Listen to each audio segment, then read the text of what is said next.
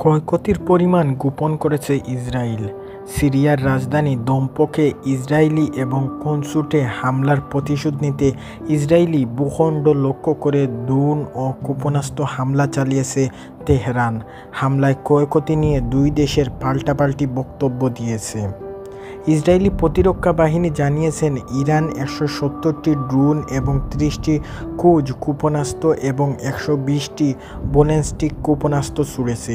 এই হামলায় তেহরান ব্যাপক ক্ষয়ক্ষতি দাবি করলেও ইসরায়েলের দক্ষিণাঞ্চলের একটি বিমান ঘাঁটি সামান্য ক্ষতিগ্রস্ত এবং এক শিশুর গুরুতর আহতর কথা জানিয়েছে তেল আবিব।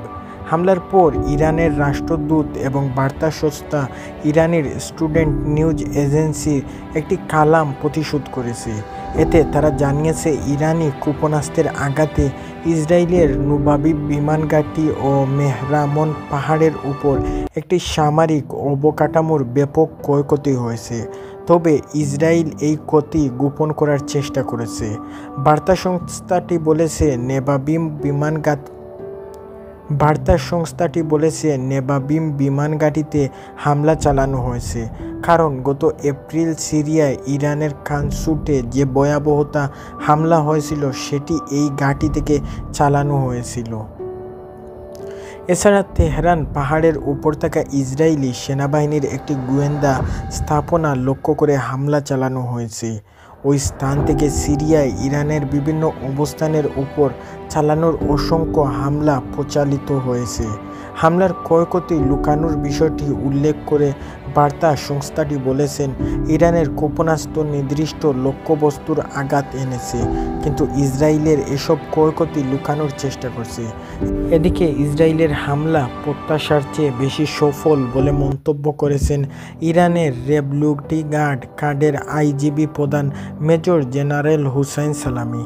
তিনি বলেন, ইসরায়েলের যেসব ক্ষেপণাস্ত্র ও ড্রোন হামলা এনেছে সেগুলোর সবগুলো সম্পর্কে তথ্য জানা যায়নি, তবে সেগুলোর একটি অংশ নির্মমভাবে লক্ষ্যবস্তুকে আঘাত এনেছে।